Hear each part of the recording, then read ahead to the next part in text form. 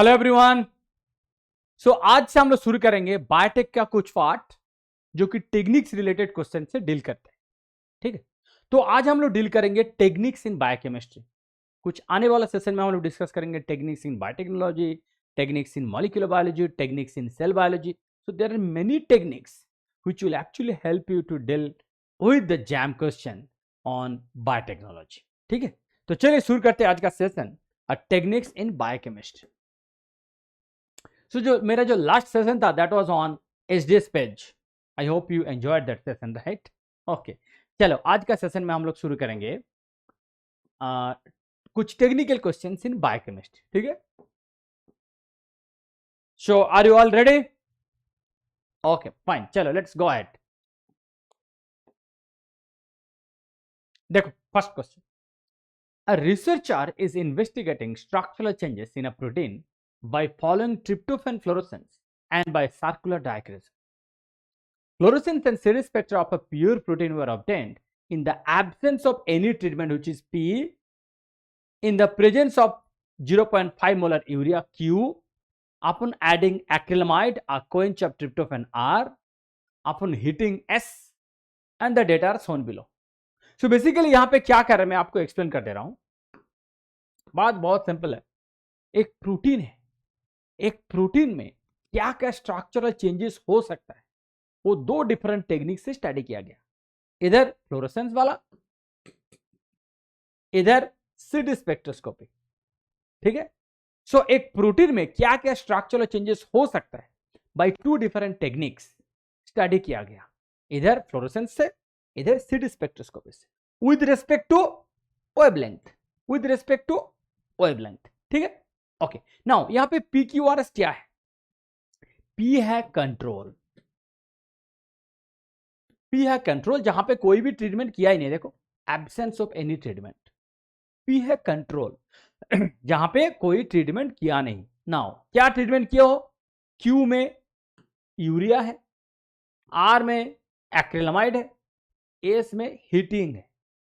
I repeat again, P में कोई treatment किया नहीं, Q में यूरिया ट्रीटेड, R में एक्रिलामाइड ट्रीटेड, S में heating. Now got it? So यहां पे फ्लोरोसेंट ट्रीटेड, यहां पे फ्लोरोसेंस एक्टिविटी चेक कर रहे हैं, यहां पे सीडी स्पेक्ट्रोस्कोपी एक्टिविटी चेक कर रहे हैं। सो दैट मीन्स यहां पे जो फ्लोरोसेंस एक्टिविटी है वो आपको पता चलेगा, यहां पे प्रोटीन का जो सेकेंडरी स्ट्रक्चर एनालिसिस है वो आपको पता चलेगा। ठीक है, now before coming to the question, एक बार बस देखो यहां पे जो नेचर ऑफ जो आपको जो कार्ब दिख रहे हैं ना, दोनों से एक चीज आपको पता चल रहा है कि यहां पे जो है मैं देख रहा हूं RQP तीनों का जो नेचर है, nature of changes look similar. Nature of changes यहां पे दे लुक सिमिलर, यहां पे nature of changes look dissimilar. Understood? यहां पे nature of changes look dissimilar, but यहां पे nature of changes look absolutely similar. That means यहां पे चाहे वेवलेंथ आप कितना भी इंक्रीज कर दो, ठीक है, कितना भी इंक्रीज कर दो, चाहे कम हो चाहे ज्यादा हो, PQR तीन डिफरेंट ट्रीटमेंट पे, मतलब P पे कोई ट्रीटमेंट नहीं है, that is control, but Q and R पे जो भी चेंजेस होगा, यहां पे वेवलेंथ इंक्रीज कर रहे हैं मतलब सीडी स्पेक्ट्रोस्कोपी में चेंजेस हो रहे हैं। बट माय पॉइंट इज, चाहे वो चेंजेस यूरिया के वजह से हो, चाहे वो चेंजेस एक्रिलामाइड की वजह से हो, दोनों का चेंजेस जो नेचर ऑफ चेंजेस है दैट इज सेम। ठीक है, अब ऑप्शन पे आओ, आपको पता चलेगा which of the following statement is correct. CD spectroscopy, CD is more sensitive to structural changes than fluorescence, fluorescence is more sensitive to structural changes than CD। अच्छा एक बात बताओ, कहां पे सेंसिटिविटी आपको ज्यादा मिल रहा है ना? What do mean by sensitive? कुछ प्रोटीन ऐसे है, मान लो कि टेम्परेचर थोड़ा चेंजेस किया, एक्टिविटी में काफी चेंजेस आपको दिख रहे हैं, that means that protein is sensitive toward temperature. अगर कुछ प्रोटीन में बहुत ज्यादा टेम्परेचर चेंजेस कर दिया फिर भी एक्टिविटी में उतना चेंजेस आपको नहीं दिख रहे, that means that protein is less sensitive और the protein is insensitive. You understood? Insensitive to temperature. तो यहां पे आपको क्या दिख रहा है, कौन सा सेंसिटिव है ज्यादा? ये ज्यादा सेंसिटिव है, क्योंकि PQRS चार जो अलग अलग आपको जो कार्ब है, four different carbs, four carbs look totally different. यहां पे एस को छोड़ के PQR तीनों लुक सेम, दैट मीन्स कहां पे ज्यादा सेंसिटिविटी है, ज्यादा सेंसिटिव ये है, ये कम सेंसिटिव है, वेरी लेस सेंसिटिव है। अंडरस्टूड? सो अब ऑप्शन पे आओ, CD is more sensitive, impossible. Fluorescence is more sensitive, yes. Both methods are equally responsive to structural changes. No, sorry. Acrylamide alters the secondary structures of the protein. Acrylamide कौन सा है? R में। R का जो nature है किसके साथ same हो रहा है? P के साथ सेम हो रहा है। P मतलब जहां पे कोई ट्रीटमेंट किया ही नहीं, ठीक है। सो थिंक P है बेसिकली कंट्रोल, P है कंट्रोल, ठीक है, P है कंट्रोल। सो कंट्रोल में जो नेचर ऑफ चेंजेस है, जहां पे आप एक्रिलामाइड ऐड किया, आर में एक्रिलामाइड ऐड किया, right. So now look at this, R में एक्रिलामाइड ट्रीटेड है, पी में कोई ट्रीटेड नहीं है, बट दोनों का नेचर सेम है। That means what? That means acrylamide का कोई इफेक्ट है ही नहीं। अगर एक्रिलामाइड का इफेक्ट होता देन आर में कुछ चेंजेस दिखता आपको, मतलब अदर देन पी में जो भी है आर में सेम है। दैट मीन्स एक्रिलामाइड ऐड करो या ना करो, एक्रिलामाइड का कोई एज सच इफेक्ट नहीं है इन changing the secondary structure, right. But यहां पे लिखा है एक्रिलामाइड ऑल्टर्स, यहां पे ऑल्टर्स लिखा है, that is wrong, right. Understood? So your answer will be B. It's a very good question, isn't it? Yes, it should be B. चलो next question. An unknown peptide was isolated from the leaf of a medicinal plant and purified to homogeneity. The peptide did not yield any sequence when subjected to advent degradation. However, tryptic digestion of the peptide produced a unique sequence. The mass of the intact peptide was found to be 18 Dalton less than that obtained from trypsin treated sample. Okay. The possible interpretation of the above experimental results could be that. यहाँ पे basically क्या लिखा है? आपने कुछ peptide extract किया कोई medicinal plant से, उसको एडवेंट डिग्रेडेशन किया to know the sequence of that protein, to sequence of that polypeptide, not protein, it's a polypeptide, but Edman degradation fail हुआ। देखो लिखा है एडवेंट डिग्रेडेशन फेल किया, क्यों? एडवेंट डिग्रेडेशन फेल कब कर सकता है? There are two ways. देखो, अगर प्रोटीन सर्कुलर हुआ, प्रोटीन और पॉलीपेप्टाइड व्हाटएवर, अगर सर्कुलर हुआ देन एडवेंट डिग्रेडेशन कुछ नहीं कर पाएगा। क्यों? क्योंकि यहां पे no free alpha amino group है, फ्री अल्फा एमाइनो ग्रुप होना चाहिए, ठीक है, तो यहां पे नहीं है क्योंकि ये सर्कुलर है, तो एडवेंट डिग्रेडेशन फेल होगा। मान लो ये लीनियर है, ठीक है, बट यहां पे कुछ केमिकल ग्रुप एडेड है। केमिकल ग्रुप, प्रोटीन का काफी सारा मॉडिफिकेशन होता है, जैसे acetylation, methylation, phosphorylation, there are many ways, chemical group, glycosylation, so many group can be added to protein. generally protein का modification होता है, there are a lot of chemical groups added. so अगर protein में chemical group added है then आपका जो advent degradation है again it will be a failure. so advent degradation failure होने का दो possibilities है, या तो सर्कुलर है, यहाँ पे no free alpha amino group, या तो लीनियर है but it is added with chemical groups. Understood? I mean protein is modified with chemical group. So दोनों कंडीशन में एडवेंट डिग्रेडेशन फेल हो सकता है। बट यहां पे और एक फंडा है। फंडा क्या है? ये 18 डाल्टन लेस वाला एक फंडा है, दैट इज वेरी इंटरेस्टिंग। देखो लुक, मान लो एक पॉलीपेप्टाइड ऐसे है लीनियर और एक पॉलीपेप्टाइड ऐसे है सर्कुलर, ठीक है, तो यहां पे भी 10 अमाइनो एसिड है, यहां पे भी 10 अमाइनो एसिड। अच्छा, इसका मॉलिक्यूलर रेट कितना होगा? 10 into 128 Dalton minus 9 into 18 Dalton. इसका कितना होगा? 10 इंटू 128 माइनस 10 इंटू 18। समझ में आया? अच्छा, 18 को क्यों माइनस किया? क्योंकि दो अमाइनो एसिड जब ज्वाइंट होता है to form a peptide bond, there will be a release of water molecule. You know it, right? Very simple thing. So think, जब linear होगा 10 amino acid तो कितना peptide bond होगा 9. So कितना molecule of water will be released 9. So that's why it is 9 into 18 minus हुआ. But जब circular होगा कितना पेप्टाइड बॉन्ड होगा, कितना पेप्टाइड बॉन्ड होगा 10, राइट. सो कितना वाटर रिलीज होगा 10. So it will be 10 into 18. सो यहां पे वो 18 का फैक्टर आपको मिल रहा है.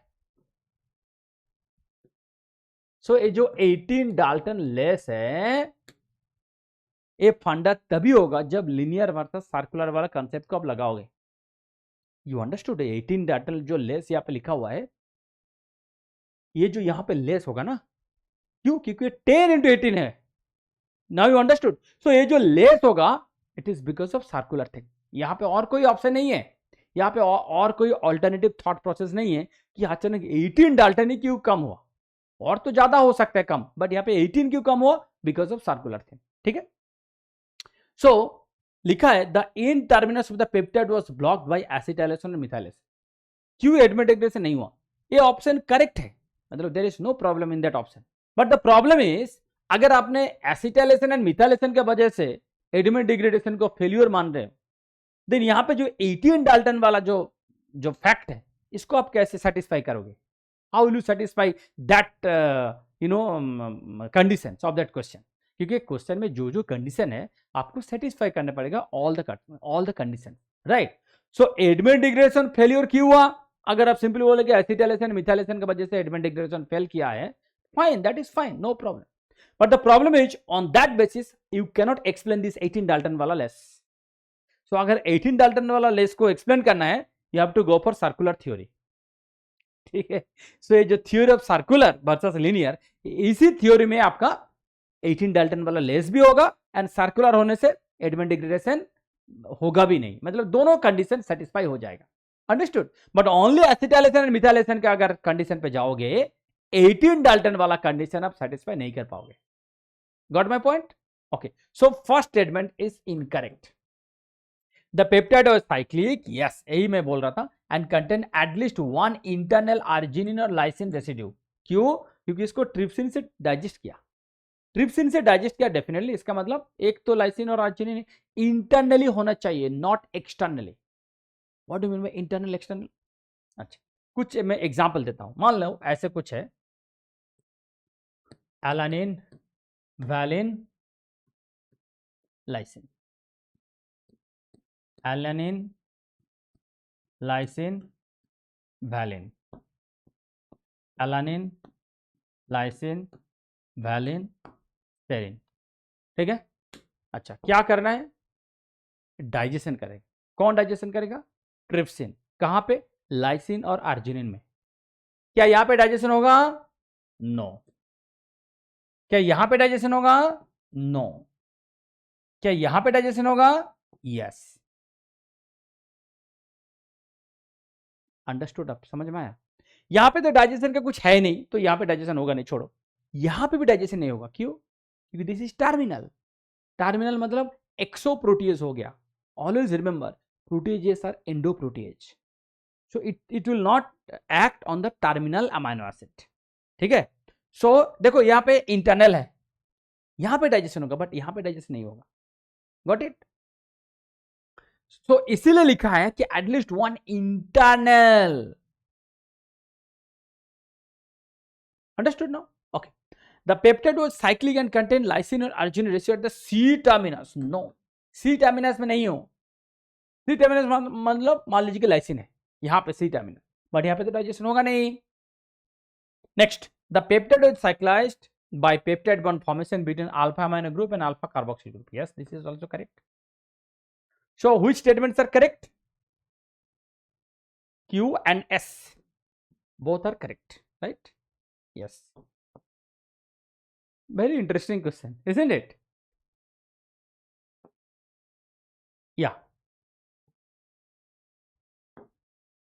Next, a small fraction of a clear cellular lysate was run on isolated focusing gel IF to purify particular protein which showed a number of star bands corresponding to different pi values. The protein of interest has a pi of 5.2. Therefore, the band corresponding to pi 5.2 was cut, eluted with the appropriate buffer and subjected to HDS page, which showed 3 distinct bands. Which one of the following inferences cannot be drawn? Means which one of the following is false basically from the above observation. Okay, तो यहाँ पे क्या किया है, एक protein का आइसोलेटिक focusing jail में एक सिंगल बैंड मिला 5.2, इसको फिर फर्दर एचडीएस पेज किया जहां पे आपको 3 बैंड मिला. नाउ ऑलवेज रिमेंबर 3 बैंड मिल रहे मतलब 3 डिफरेंट मॉलिक्यूलर वेट होना चाहिए प्रोटीन का, सिंपल. ठीक है, चाहे प्रोटीन 3 डिफरेंट सब यूनिट्स हो, चाहे 3 डिफरेंट सब यूनिट्स हो, चाहे 3 डिफरेंट प्रोटीन्स हो, एनीथिंग, बट 3 बैंड मिल रहे हैं मतलब there are 3 different molecular weight, that's it. अगर 3 डिफरेंट मॉलिक्यूलर वेट नहीं है, you will never get 3 bands. ठीक है, सो several different proteins having same isolated point may be present at the single band on isolated focusing gel. हाँ, ये तो जो first statement में जो लिखा है सेम चीज को यहाँ पे स्टेटमेंट ए पे बस मेंशन कर दिया. देखो कि several different proteins having same pi may be present at the single band on isolated point, I mean isolated focusing gel. Fine, no problem. HDS page showed 3 distinct bands which may represent molecular mass of 3 different proteins. Yes, this is also correct. वही मैं बता रहा हूं, ये जो 3 यहाँ पे band मिला, यहाँ पे 2 पॉसिबिलिटीज है. हो सकता है कि 3 डिफरेंट प्रोटीन से, हो सकता है कि सेम प्रोटीन का 3 डिफरेंट सब यूनिट हो, दोनों हो सकता है. You understood what I told? I will repeat again. ये जो 3 डिफरेंट बैंड मिला, there are 2 possibilities. Either you can get 3 different proteins और you can get 3 different subunits of a single protein. both are correct. The protein of interest may be composed of 3 सब. यही मैं बोल रहा था.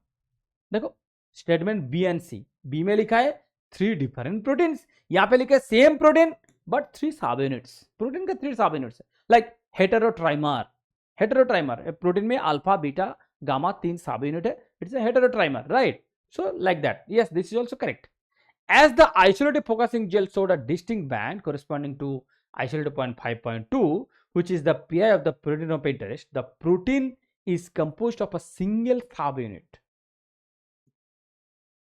Protein cannot be composed of single subunit. Remember, ठीक है? अगर सिंगल सबयूनिट हो तो 3 बैंड आपको कैसे मिलेगा? अंडरस्टूड? यहाँ पे लिखा था which of the following cannot be drawn, which of the following inferences cannot be drawn. This cannot be drawn. This is incorrect. ठीक है? So this will be your answer. I mean, I'm wrong, I'm telling you, but this will be your answer. ठीक है? D will be your answer. Got it? चलो next. You have expressed the following protein that has an isolated point of 6. The base order of protein purification methodology to obtain a pure protein is. Okay, fine. अच्छा, protein का क्या क्या information दिया है? PI, this is 6, and protein is his tag, it's a his tag protein. ठीक है, सो इस एक प्रोटीन का 2 इंफॉर्मेशन आपको दिया है. एक है इसका आइसोलेटेड पॉइंट, दूसरा है एफिनिटी, लाइक यू नो हिस्टैग. सो आपको लिखा है कि कौन सा क्रोमेटोग्राफी टेक्निक से आप उसको प्यूरिफाई करोगे. तो सिंपल एक चीज सोचो, जिस प्रोटीन का कुछ इंफॉर्मेशन आपको पता है, you should try to purify that protein using that information only. Protein का आइसोलेटिव पॉइंट हमको पता है, प्रोटीन का नेचर पता है कि it is his-tagged, so I can start either by affinity और बाय आयन एक्सचेंज, क्योंकि आइसोलेटिव पॉइंट हमको पता है. But I cannot begin with gel filtration, sorry, क्योंकि जेल फिल्ट्रेशन के बारे में अगर हमको सोचना है, प्रोटीन का मॉलिक्यूलर रेट पता होना चाहिए, which is not given to me. तो जब प्रोटीन का मॉलिक्यूलर वेट ही पता नहीं है, how can I think of gel filtration? Similarly देखो एमोनियम सल्फेट प्रेसिपिटेशन. क्यों एमोनियम सल्फेट प्रेसिपिटेशन हम लोग कब करते हैं? जब दोनों प्रोटीन का मॉलिक्यूलर वेट भी सेम है, आइसोलेटिव पॉइंट भी सेम है, एवरीथिंग इज सेम. बट यहां पे तो एटलीस्ट हमको आइसोलेटिव पॉइंट दिया है एंड प्रोटीन हिस्टैग ये भी मेंशन है. Then why will I think about ammonium sulphate precipitation? You understood? ये सब चीज बाद में आएगा. मतलब पहले आइसोलेटेड पॉइंट है तो आयन एक्सचेंज से कर दो, हिस्टैग से कुछ कर दो, फिर भी प्रोटीन प्यूरिफाई नहीं हुआ, then you can think of ammonium sulphate at the last. But you can not begin by ammonium sulphate, you can not begin by gel filtration. You got it? क्योंकि प्रोटीन का जो information mention है, जो information आपको पता है, you should begin your experiment using those information. You should not begin your experiment with the information which is not known to you. Understood? So simple. तो जो इंफॉर्मेशन हमको पता है उसी इंफॉर्मेशन को लेके शुरू करना है. तो क्या इंफॉर्मेशन पता है? आइसोलेटेड पॉइंट, मतलब I can think of ion exchange, I can think of affinity. So why should I start with gel filtration? It doesn't make any sense. Why should I begin with ammonium sulfate? It doesn't make any sense, right? So now come to B and C. अच्छा, यहां पे और एक interesting चीज है, आई am sure you know it, but फिर भी मैं आपको बता रहा हूं. ये जो pH है, ये जो pH है, इसका जो pI यहां पे होगा, इधर left side, this is right side, मतलब pH less than pI, this is pH greater than pI. तो यहां पे चार्ज क्या होगा? पॉजिटिव. यहां पे चार्ज क्या होगा? Negative. I am sure you know it, right? Okay, so देखो यहां पे क्या लिखे कि कैटायन एक्सचेंज कलम क्रोमेटोग्राफी करोगे एट pH 9. अच्छा, पहले देख लेते कि pH 9 में, pH 9 में, अच्छा यहां पे pI कितना है? 6 है, pI 6 है, बट यहां पे लिखा है कि pH 9. pH 9 मतलब इधर right side, right side, pH 9, pH is greater than pI. तो प्रोटीन का क्या चार्ज होगा? यहां पे प्रोटीन का चार्ज होगा नेगेटिव, राइट? प्रोटीन का चार्ज होगा नेगेटिव. एंड आप क्या कॉलम यूज करोगे? आप क्या कॉलम यूज करोगे? Cation exchange. What do mean by cation exchange? Cation will be purified, cation will be purified. तो कैटायन का अगर प्यूरिफाई करना है, what will be the nature of your matrix? Anionic. So your matrix is anionic, your matrix is anionic and your protein is anionic as well. So do you think your protein will bind to the matrix? No, it will not bind to the matrix. क्योंकि आपका matrix भी anionic है and आपका protein भी anionic है. तो how will your protein bind to the matrix? This is not possible. So option B is not possible. Now come to option C. Option C. अच्छा, pH 8, यहां पे भी प्रोटीन नेगेटिव होगा. So draw it. ठीक है. अच्छा, यहां पे pH 8 है, pH 8 है मतलब protein is negative, fine. But anion exchange किया हो आप, एनायन एक्सचेंज मतलब negatively charge protein will be purified. तो अगर नेगेटिवली चार्ज प्रोटीन को प्यूरिफाई करना है तो what will be the nature of your matrix? Positively charged, cationic. So this will be positively charged. So your matrix is positively charged and your protein is negatively charged. So obviously your protein will bind to the matrix. So C will be the right option. You understood? So simple. So pH 8 में protein का charges होगा negative and आप anion exchange column use कर रहे हो, that means the nature of the matrix will be cationic. क्योंकि अगर anion को प्यूरिफाई करना है the nature of the matrix should be cationic. So it will bind. Understood? Rest all will simply. Got it? So your answer will B C.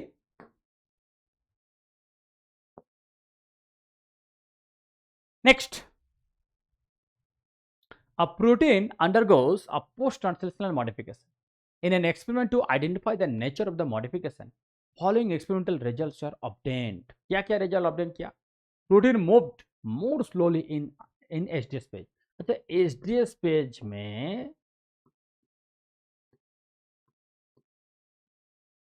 they will move like this, negative to positive. They will move like this. Protein move more slowly in HDS PAGE. ठीक है, protein slowly move किया. Isoelectric focusing so that there is no change in the isoelectric point. Isoelectric focus, isoelectric point पे कोई changes नहीं है. Okay fine. Mass spectrometry analysis so that the modification was on serine. बहुत interesting question है, बहुत interesting question. अच्छा एक बात बताओ, सेरीन पे मॉडिफिकेशन हुआ है, सेरीन पे मॉडिफिकेशन क्या क्या हो सकता है? सेरीन पे मॉडिफिकेशन हो सकता है फॉस्फोराइल ग्रुप, ठीक है, फॉस्फोराइलेशन हो सकता है एंड सेरीन पे ग्लाइकोसाइलेशन भी हो सकता है. ओ टाइप ग्लाइकोसाइलेशन, राइट, ओ टाइप ग्लाइकोसाइलेशन सेरिन पे होता है, थ्रियोनिन पे होता है, राइट, ओके।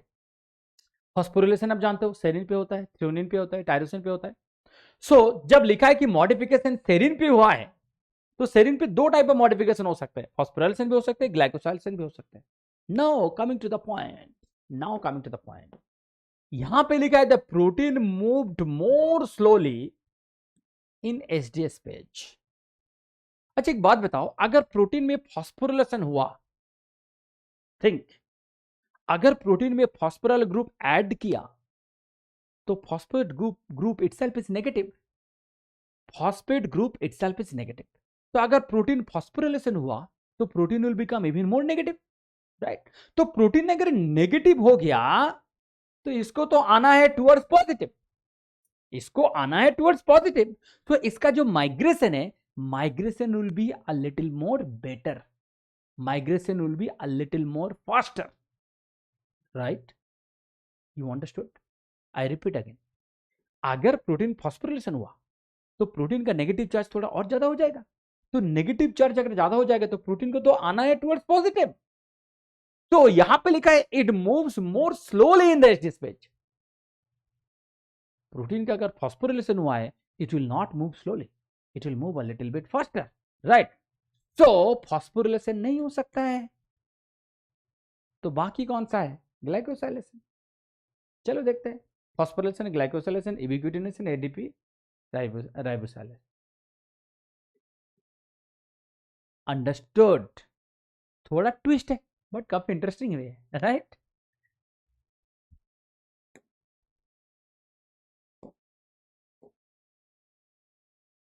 देख, used to separate, sorry, used to separate and purify enzyme A from contaminating enzymes B and C। मतलब आपके पास तीन प्रोटीन है, B and C are contaminant, these are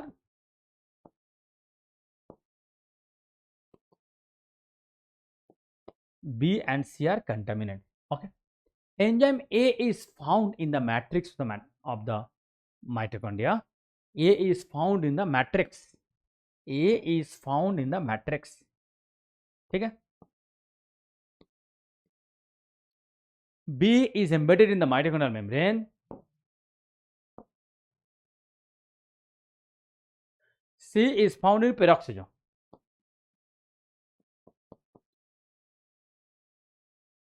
A and B have molecular weight 60 kilodalton.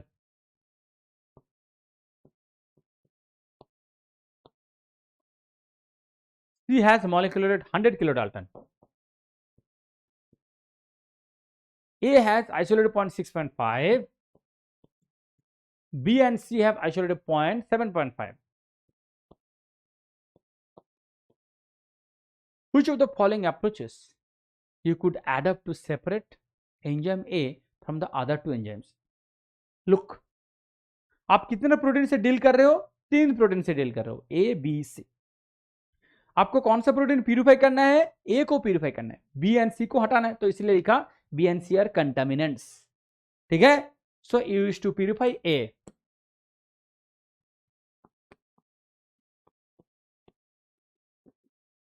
Used to purify A, तो B and सी को हटाना है। अच्छा, क्या क्या लिखा है, मेंशन क्या है? ए एंड बी का मॉलिक्यूलर वेट 60 किलो डाल्टन, सी का 100 किलो डाल्टन, ए का आइसोलेटेड पॉइंट 6.5, बी एंड सी का 7.5, ठीक है, फाइन।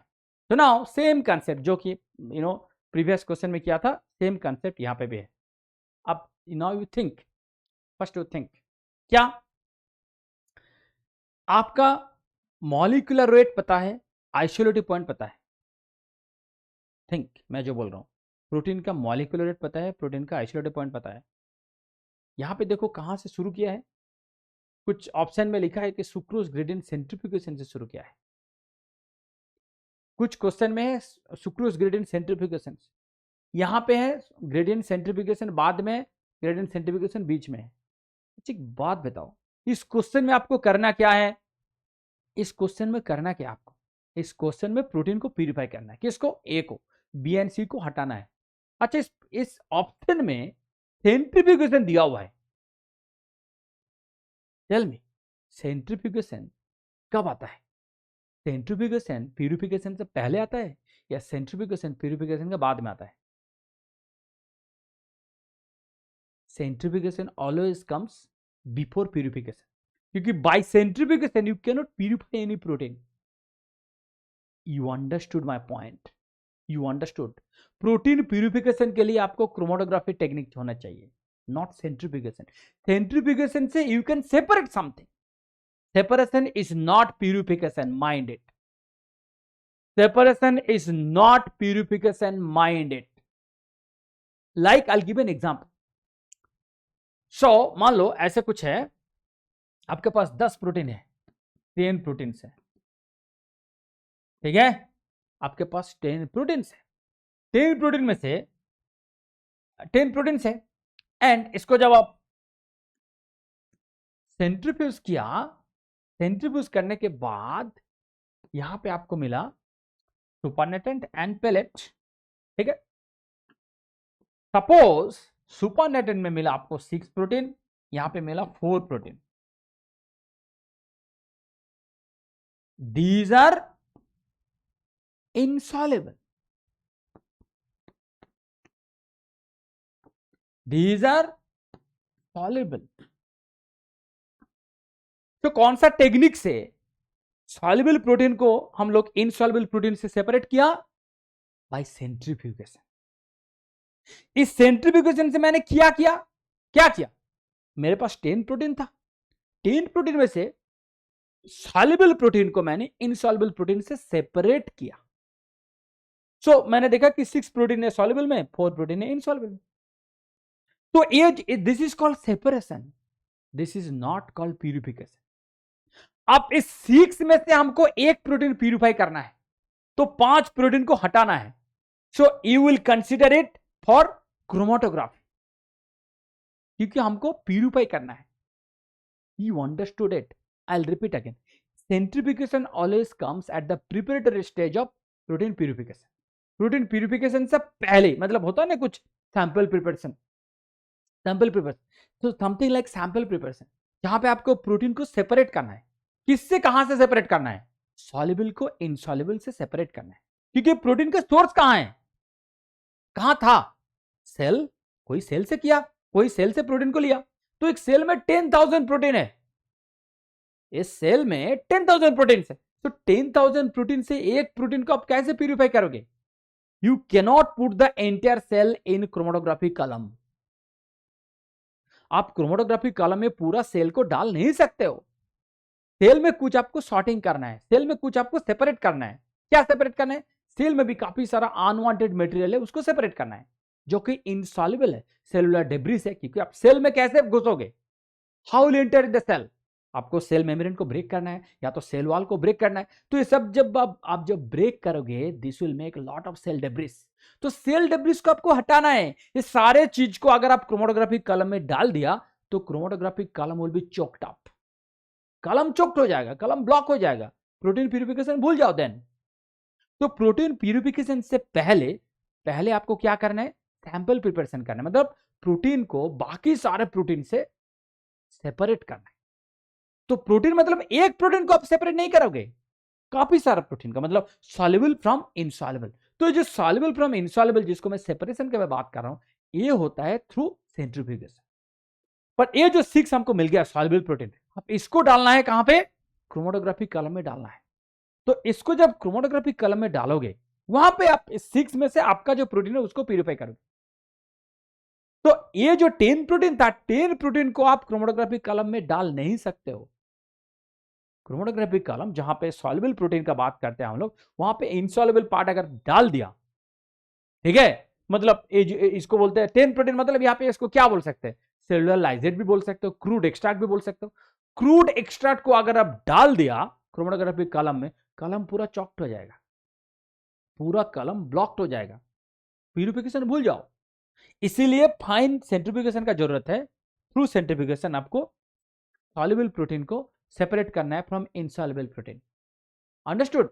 सेपरेट करने के बाद जो सॉल्युबल प्रोटीन है, इसको डालना है, इसको डालना है, ठीक है? जब इसको डालोगे, then you will get your purification done. So ये जो प्यूरिफिकेशन का स्टेप है, थिंक अबाउट, ये जो प्यूरिफिकेशन का स्टेप है, प्यूरिफिकेशन का स्टेप में सेंट्रीफ्यूगेशन का रोल कब आएगा? पहले ही आएगा। सेंट्रीफ्यूगेशन विल कम फर्स्ट, मतलब जेल फिल्ट्रेशन, क्रोमेटोग्राफी, उसके बाद सेंट्रीफ्यूगेशन का क्या जरूरत है? ना समझ रहे हो मैं जो बोल रहा हूं? ये जो सीक्वेंस है, ये जो क्रोनोलॉजी है, क्रोनोलॉजी में सेंट्रीफ्यूगेशन का रोल पहले आएगा। एक बार क्रोमेटोग्राफी शुरू हो गया, मान लीजिए कि यहाँ पे जेल फिल्ट्रेशन क्रोमेटोग्राफी शुरू हो गया, तो इसके बाद सेंट्रीफ्यूगेशन की क्या जरूरत है? This is absolutely wrong. फिर यहाँ पे क्रोमेटोग्राफी शुरू हो गया, उसके बाद सेंट्रीफ्यूगेशन आ रहे हैं। Now you got it? So it should begin with centrifugation. Yes, both are fine. Then हमको अभी देखना है कि ऑप्शन कौन से करेक्ट है। एनीवे, सो थर्ड, सो ए को हटाया, बी को हटाया, ए बी को हटाया, मैं सी का मैं बात कर रहा हूं। तो जेल फिल्ट्रेशन किया पहले, तो अगर जेल फिल्ट्रेशन किया तो 60 वर्सेस 100, तो 100 हट जाएगा, 100 हट जाएगा, ठीक है। तो 60 मतलब ए एंड बी एक साथ रहेगा। देन आयन एक्सचेंज करो, इसका 6.5, इसका 7.5, यस, तो फिर बी हट जाएगा, तो ए रह जाएगा। This is absolutely fine. Now come to the last option, D, option D, ion exchange. Ion exchange से किया तो क्या होगा? 6.5 versus 7.5, right? If you start with ion exchange first, तो 6.5 वर्सेस 7.5, तो इसमें तो पूरा 7.5 मतलब बी एंड सी दोनों हट जाएगा। तो जब दोनों हट जाएगा, देन जेल फिल्ट्रेशन का क्या जरूरत है? आपका टारगेट क्या था? बी एंड सी को हटाना था। आप सी में क्या कर रहे हो? ऑप्शन सी में क्या कर रहे हो? ऑप्शन सी में पहले एक प्रोटीन को हटाया, पहले प्रोटीन सी को हटाया जेल फिल्ट्रेशन से, देन बी को हटाया। मतलब you can justify the need of gel filtration, you can justify the need of ion exchange also. दोनों का जो जरूरत है, you can easily justify it, but यहां पे दोनों का तो जरूरत नहीं है। अगर ओनली आयन एक्सचेंज तक दिया होता, मान लेते कि हाँ, क्योंकि आयन एक्सचेंज में तो 6.5 अर्थात 7.5, तो दोनों B and C both are removed, both are eliminated. तो जब दोनों एलिमिनेट हो गया, तो जेल फिल्ट्रेशन का क्या जरूरत है? तो यहां पे तो मेंशन है jail filtration. You can't say कि सर इसको तो मैं इग्नोर कर दूंगा, you can not ignore it, क्योंकि ऑप्शन में है, मतलब you have to consider, but you can not justify the need of gel filtration, you cannot justify the requirement of gel filtration, right? So this is not properly justified, so option C will be your right answer. Understood? Yes, this is a very good question. It's a very good question. Okay, so I'm sure you have thoroughly enjoyed the techniques of biochemistry. ऐसे ही question आएगा, ऐसे ही jam में question आएगा। आपको थोड़ा देखो, ऐसे नहीं कि things are not known to you, everything is known to you, but you have to be a little bit more smarter, थोड़ा स्किल वन स्टेप अहेड होना चाहिए, because you are preparing towards IIT, right? Okay, anyway, thank you so much, thank you for your time, so I'll catch you again in my next session.